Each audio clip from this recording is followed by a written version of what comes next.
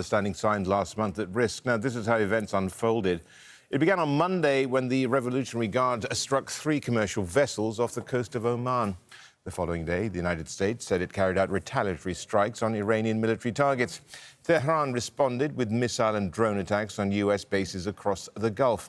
On Wednesday, President Trump told reporters the ceasefire was over. His announcement rattled markets and oil prices went up. Overnight, Iran's Revolutionary Guard announced the closure of the Strait of Hormuz until further notice, that after attacking a vessel using what it called an unapproved route. I'm joined now by Ian Ralby. He's a senior fellow at the Center for Maritime Strategy and president of Auxilium Worldwide, and he joins us live from Miami. Thank you, Ian, for joining us. Well, what are you making of this? And really, ultimately, we've got the UK Maritime Authority saying that this Cyprus-flagged vessel, container vessel, was hit something like 9 nautical miles north of Oman, which would clearly put it in Omani waters. What are the takeaways from that? Yeah, so as of the last few weeks, we've had 3 different routes that have been used by ships to come out. One is the Iranian route approved by the Persian Gulf Strait Authority. That has become the favored route. On the Southern Highway, as the President of the United States has described it, there were 2 routes for a little while, one approved by the International Maritime Organization and Oman, but that only lasted a few days until it had to be suspended following attacks, and the other being a U.S.-guided route using what is called the U.S. Navy's NCAGS program. That seems to be where this vessel was coming through, which indicates that the guidance that the U.S. is providing is specifically being targeted by the Iranians and pushed back against. And that is a problem for a lot of vessels to now have the choice, get attacked or go through Iran. If that's the only options on the table, it is a pretty bleak picture for many of them going forward. Ian, doesn't this really presage, if you will, the whole notion of having a toll system which will be put in place by them? Yeah, so this is a real indication that their strategic leverage that they've seen for many, many years as being the Strait of Hormuz is not going anywhere. They are going to try everything they can to not only maintain a degree of physical presence, but real operational control of the strait. They are trying to do something no one has ever done in a strait before and implement not only a permission scheme, but some kind of payment and oversight scheme that they will enforce by force. That is unusual. That is not good news for freedom of navigation. That's not good news for the global economy, because if they manage to do it, others could too. But right now, the concern is that there is a dearth of traffic, because after the attacks this week, we've seen the flow drop down to very, very little. And the only noticeable flow has really been through the Iranian side, which means they're not only trying to do this, they're starting to succeed. So, I mean, it does become quite apparent that militarily this could go on for ages unless there were boots on the ground, which certainly is something which Donald Trump is not in favor with, and neither is the U.S. military establishment. Yeah, I mean, I don't think that this is going to ever get solved militarily. There's a will to keep fighting on one side. There's a will to keep trying to break and diminish the capacity on the other. That just is a formula for ongoing conflict. And that unfortunately could mean a long-term problem for the Strait of Hormuz as a navigable waterway. What we are likely to see, though, is that other parties, particularly those that have experienced some of the strikes in the region recently, are going to try further to renew efforts on diplomatic channels to change the will. And that, unfortunately, is very hard to do when you have 2 mercurial parties, both of whom have pretty entrenched interests in succeeding and winning. And unfortunately, the U.S. has had a very flexible sense of what winning would look like. And on the Iranian side, there's now a very clear desire and express notion that there needs to be some kind of revenge for what has happened. And that's a historic formula that leads to long-term bloodshed. That is not going to be easy to manage. And amid all of that, the key strategic point of interaction looks like it's going to be the Strait of Hormuz, which means our energy supplies, our global costs for shipping, and the cost of all our goods are likely to stay on the increase rather than to stabilize at a lower level. Well, unfortunately, we're in this sort of negative spiral, aren't we, where revenge begets revenge. Exactly. This has been a cycle. And unfortunately, this is not brand new. The US and Iran have had a back and forth at a much lower level in the maritime space since at least 2019 in terms of just traceable back and forth, what were called tit for tat attacks. We saw it play out with drone strikes, with limpet mines, and with seizures of vessels. This is obviously a much greater degree of violence being used, but it is a very similar dynamic. It just shows that Iran has actually crossed the Rubicon into the point of where they are going to try to maintain the control of the Strait of Hormuz. It benefits them economically, it benefits them strategically, it benefits them militarily, and ultimately that seems to be where they see their ability to influence the situation in a way that could lead them to some kind of success or victory. But at the same time, the U.S. needs to also succeed because it's made some pretty bold statements that it has not yet been able to achieve when it comes to opening up that waterway and allowing for freedom of navigation to resume. The other thing is that many of the Gulf states are now getting into a critical point. We were close to running out of strategic reserves when the MOU was signed, and now we're back to oil not flowing. That is not good news. Ian, hold that thought. If you are just joining us, it's just gone past midnight GMT, Greenwich Mean Time. The US Central Command says it's launched a new round of strikes on the south of Iran. Iranian state television saying explosions have been reported in 2 cities along the coast. In fact, now 4 cities. Iranian media saying a number of locations, including Bandar Abbas, Sirik, Qesem Island, Bushehr and Asuleya, have been hit. It's unclear what was targeted and if there have been any casualties. CENTCOM, that's the US Central Command, says its forces have launched strikes against Iran in response to an attack on a Cyprus-flagged container ship in the Strait. Now, in a statement, CENTCOM saying this: a civilian crew member is missing and the vessel is unable to continue the journey due to an onboard fire and significant engine room damage. Iran was provided yet another opportunity to demonstrate adherence to the Memorandum of Understanding after being held accountable for earlier attacks on commercial vessels, but has again failed. That is CENTCOM. In response, they go on to say the US is imposing a heavy cost by continuing to degrade Iran's ability to attack civilian mariners and commercial ships freely transiting the strait. The strikes are being carried out at the direction of the Commander-in-Chief. Now, the attacks do come after Iran's Revolutionary Guard said the Strait of Hormuz has been temporarily closed until further notice. The IRGC said a commercial vessel was struck for trying to transit the shipping lane along what Tehran says is an unapproved route. Getting us back to Tawhid Asadi, who is in Tehran. Tawhid, what have you been able to glean since we last talked? Well, the message from the Iranian side in that regard, as you mentioned, is quite clear. They're trying to say that the control and authority over the Strait of Hormuz is for the Iranians, and that is in line with the several different statements that we have been hearing and receiving from the Iranian side, the latest of which I can refer to the statement by the naval forces of the Revolutionary Guards in an announcement coming out to say that due to the insecurity caused by foreign intervention, the country has decided to close the Strait of Hormuz, as you mentioned, until further notice and until the end of U.S. intervention in the region. Also, they came out to say that if the enemy commits a mistake to respond, there are going to be tough repercussions. And of course, they are saying that the acts of aggression by the enemy will be responded strongly. And also,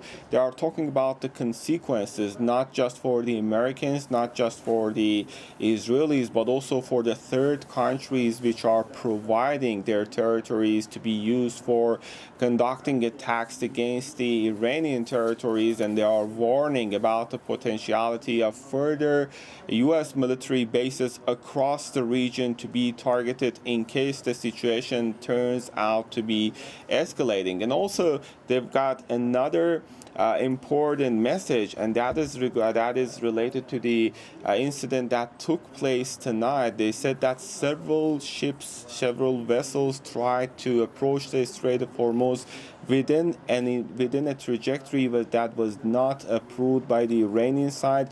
They disregarded the Iranian warning messages, and one of these vessels, according to the naval forces of IRGC, was stopped by the naval forces of IRGC. Meanwhile, we've got a Ministry of Foreign Affairs official commenting on this to our colleague Ali Hashem, and he mentioned that the ball is in the court of the United States, again in line with the statements that we are hearing from the Iranian side. They're saying that the United States is responsible for the breach of the agreement, breach of the memorandum of understanding that was signed between Tehran and Washington about more than 20 days ago, I can say now.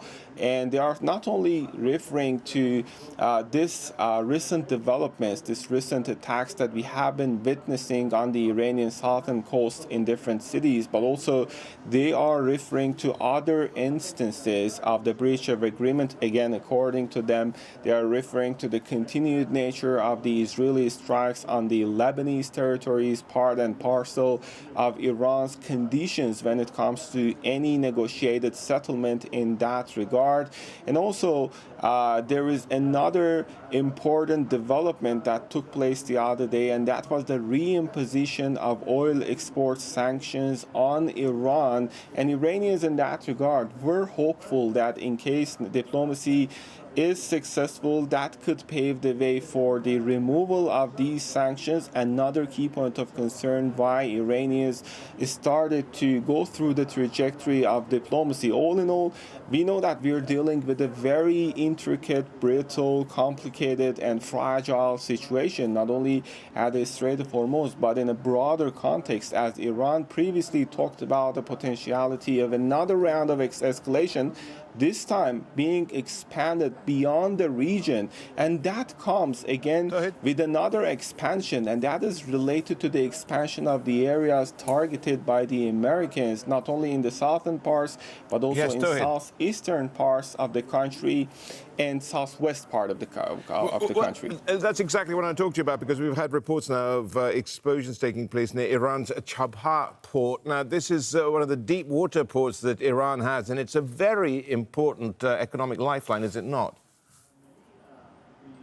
Not only this one, but also other areas that were targeted over the past 3-4 nights, I would say, are among the most significant ones. Right now, we've got reports coming from Iran's press TV saying that Asaluye and Bushehr were targeted. Explosion sounds were heard. Also, we've got reports unconfirmed about different cities from the southern coast of the country. But over the past 3-4 nights, I can say Bandar Abbas, which is a very important port, was targeted several times. Also, the southeastern port of Chabahar, again another important hub for Iran's commerce, was targeted. Meanwhile, we know that geostrategically significant islands such as Qeshm, the largest one in the vicinity of the Strait of Hormuz, witnessed airstrikes by the Americans, and two important cities, Jask and Sirik, which indeed are very much important because they are overseeing the Strait of Hormuz, and they are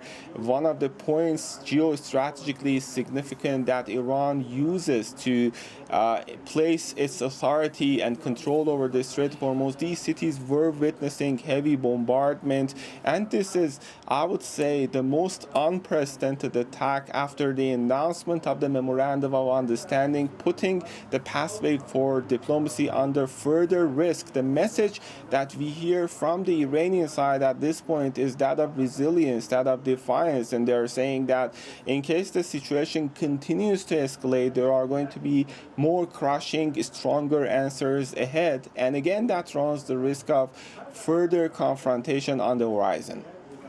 Tawhid, thank you very much. Tawhid Asadi there joining us live from Tehran. Let's get from Tehran to Washington, D.C. Mike Hanna's at the White House. Mike, we've had, of course, Pete Hegseth, the Defense Secretary or War Secretary, been also posting on X. What more can you tell us? Yes, indeed. The Secretary of Defense has just posted a notice on X following that announcement by CENTCOM of renewed U.S. operations. And the Secretary Hegseth says at 7:15 Eastern Time today, that's about an hour ago, U.S. Central Command forces began launching the third round of strikes this week against Iran after Islamic Revolutionary Guard Corps forces blatantly attacked and carries on to name the ship that was attacked in the Strait of Hormuz. So now you have yet another U.S. operation ongoing. We've heard from CENTCOM, as I said earlier, saying that the strike was underway in retaliation for that attack on the vessel in the Strait of Hormuz. So this tit-for-tat conflict continues, even while the U.S. administration insists that negotiations should continue. Mike, I mean, this is really now becoming a cycle of violence, or should I say, attacks begetting further responses, and it seems like we're just going down this negative, I suppose, sinkhole. Well, it hasn't really been anything different in the weeks or months since the conflict started. Once you had that ceasefire declared with the signing of the Memorandum of Understanding, there was a lull in operations. There appeared to be an agreement on a structure to allow negotiations to go forward to deal with more lasting issues. But what has happened is that has not happened because of a lack of clarity about the Strait of Hormuz. This is the absolute center of conflict that we are seeing at the moment. Iran have one interpretation of who controls the Strait of Hormuz. The U.S. has another. You now have Iran opening fire on vessels that do not use the approved routes. You have the U.S. blockading vessels that use the routes that only Iran approves. So you have a scenario where the whole ceasefire, which President Trump has declared is over, but the whole negotiation process itself is under threat because of a single clause in that Memorandum of Understanding concerning the Strait of Hormuz and who does not control it.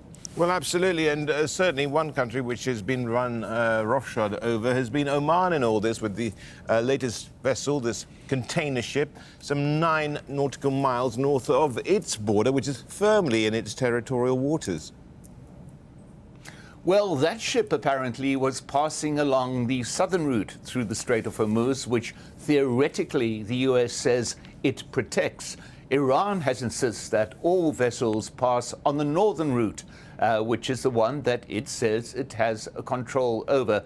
So you have the scenario where one side says it controls one part of the strait, another side says it controls the other side.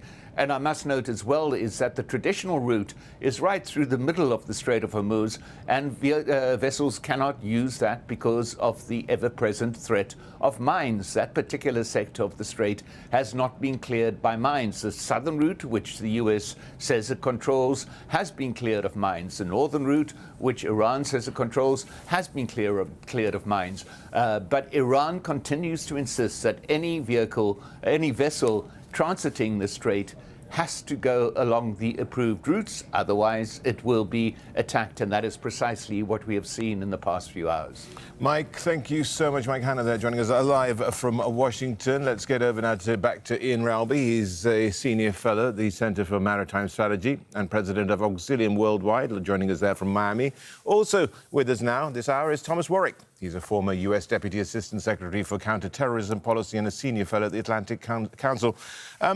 Thomas, to you first. I mean, where does it all leave the Memorandum of Understanding, as it were? Is there a Memorandum of Misunderstanding is what it should be called?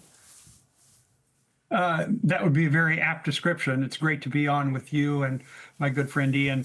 It looks like this memorandum is going to have to be completely renegotiated because the language that was used did not come anywhere close to resolving the differences between the two parties, with the United States and Iran having such totally different understandings of the same words on the printed page. And by the way, it's not an error in translation. The Persian and English word arrangements mean exactly the same thing. So it's not a linguistic difference.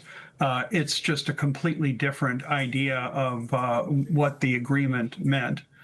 So in English, we say there was no meeting of the minds, and therefore there really isn't a memorandum of understanding. They don't really agree on the most fundamental aspect of what was on the piece of paper. And to you, Ian, the same question. Yeah, I mean, I think taking it one step further than Tom, and great to be with you, Tom. I think that the most problematic language was about probably the most immediate concern, which was the Strait of Hormuz. And reading it as both a lawyer and a maritime expert, I was a little bit shocked because what the U.S. agreed to was very confusing because it actually put the burden of responsibility on Iran to do the mine clearing. And that has become one of the Iranian talking points because on the one hand, the U.S. has repeated the narrative countless times that the entire Iranian Navy is gone. It's been destroyed. It doesn't exist. There's no Air Force. There's no Navy. They have no army. They have no military. They're done.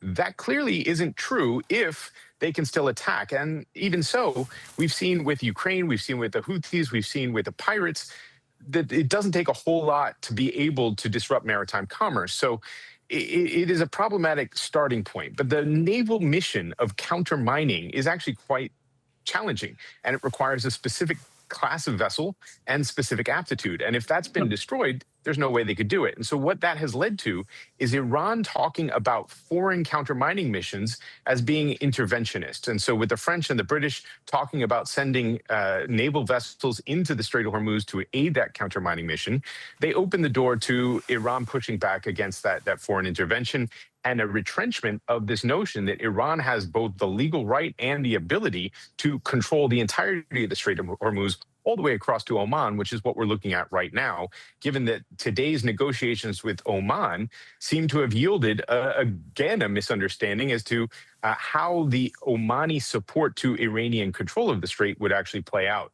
With the vessel being attacked in their waters, it also puts another burden on Oman, which is that this has been a repeat effort for them to conduct search and rescue, not only on vessels attacked by Iran, but also by the United States. And they've had to save countless sailors who were left vesselless or even stranded and in some cases killed by U.S. attacks in what were called blockade enforcement measures. And so this has been a tough time for Oman, as you said.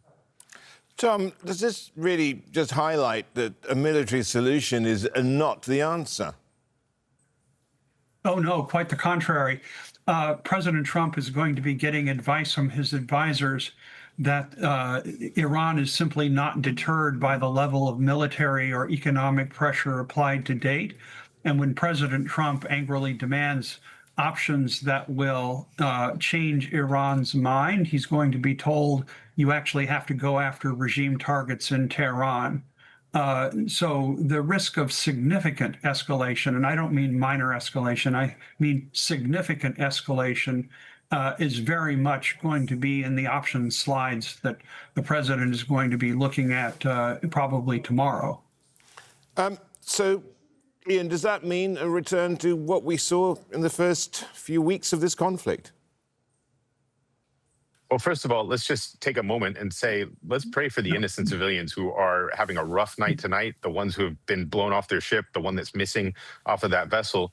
And remember that there is a fatigue. There is a fatigue that is starting to set in. A lot of people have been through months now of strenuous conflict, off and on attacks, uncertainty, and the mental and physical stress is going to push people in all kinds of directions. And I think the human aspect of this is often lost. It's odd. We have much more visible imagery around what has been happening in Ukraine and Gaza than we do in Iran, but we have to remember it has been brutal. And so this is likely to push them more towards wanting to push back because they're just fed up. And I think that is a formula for, as Tom says, really intense escalation, much more beyond what we saw even in the early days, because Iran hasn't actually pulled all the levers it could. And that spells trouble because they still have friends and allies. And in fact, they have more who have sympathized with them over these months with shifting goalposts, with unreasonable demands, with threats of annihilation of their entire civilization that could now actually be turned in the other direction. And so this is really getting messy, especially as Gulf states are experiencing renewed strikes this week after months of uncertainty, hits to their economy, incredible uncertainty around even the security of their own territory. So let's not forget the civilians, but remember that this is mercurial leaders who are going to have increased desire for blood.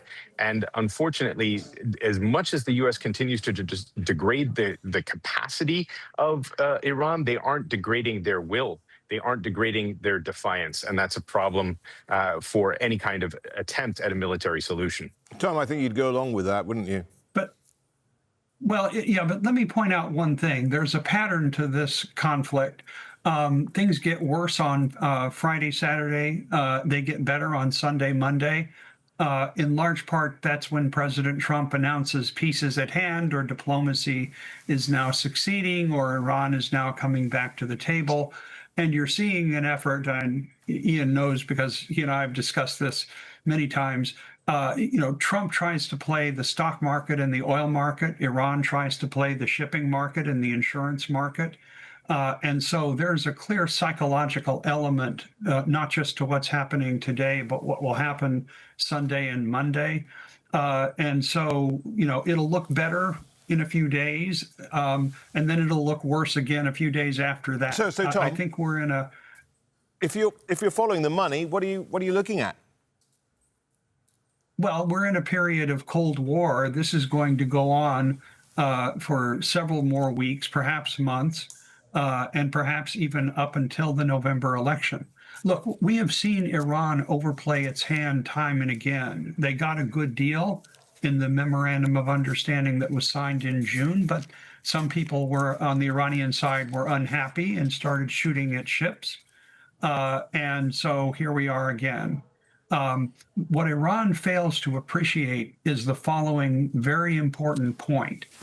President Trump cares something about how his party does in the November 3rd elections, but between November 4th and January 3rd, 2027, when the new Congress comes in, there are no constraints on President Trump at all. He can do anything he wants, and he knows it. And so we could limp along for a while. But on November 4th, I think all the bets are off, all the gloves come off of the U.S. military, and President Trump gets to do anything he wants.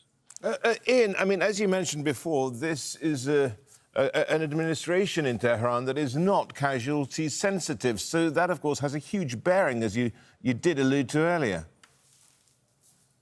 Very much so. And I think, when you're looking at their experience, it's likely to actually make them more ambitious in trying to push back and come out with what they can see as a victory.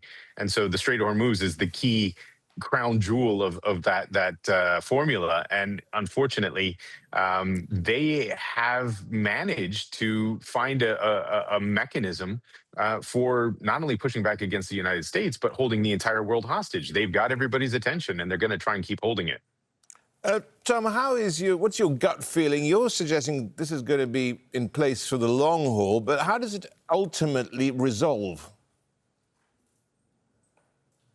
That depends on what President Trump wants to do for his part and what the Iranian leadership is prepared to accept. I mean, Ian is correct. The Iranians do not care about civilian casualties. The Iranian government, to be clear, does not care about civilian casualties.